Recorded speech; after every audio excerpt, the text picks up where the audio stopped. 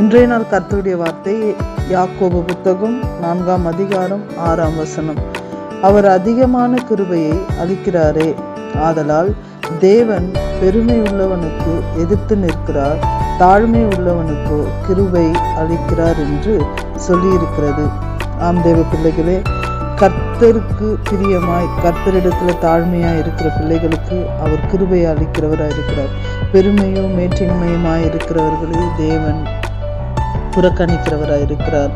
நாம் அவருக்கு பயந்து நம்ம ஜீவிக்கும் பொழுது, அவருக்கு கீழ்ப்படிந்து நம்ம நடக்கும் பொழுது, பிசாசுக்கு எதிர்த்து நிற்கும் பொழுது தேவனுடைய கிருபை நம்மேல் பெரிதா இருக்கும். உலகத்திற்கு நண்பனாய், உலகத்திற்கு சிநேகிதனாய் இருந்தால் அது தேவன் அருவருக்கிற ஒரு காரியமாய் இருக்கிறது.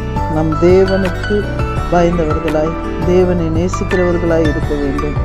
அது நம்முடைய வாழ்க்கைக்கு நன்மையானதா இருக்கிறது. நம்ம வேதத்துல பார்க்கிறோம், தாவீதை தன் இருதயத்துக்கு ஏற்றவன் என்று தேவன் சொல்லுகிற காரியத்தை நாம் பார்க்கிறோம். நாம் தேவனுக்கு இருதயத்துக்கு ஏற்றவர்களாய் நாம் இருக்க வேண்டும். எதை யோசிக்கிறோம், எதை சிந்திக்கிறோமோ அது நன்மையானதா இருக்க வேண்டும். கர்த்தரை நேசித்து கர்த்தருக்கு கீழ்ப்படிந்து தம்மை தாழ்த்தி ஒப்பு கொடுக்கிறவனுக்கு தேவன் அதிகமாய் கிருபை அளிக்கிறவராய் இருக்கிறார். இந்த கிருபையை நீங்கள் பெற்றுக்கொண்டு வாழும்படியாய் உங்களை வாழ்த்துகிறேன். God bless you.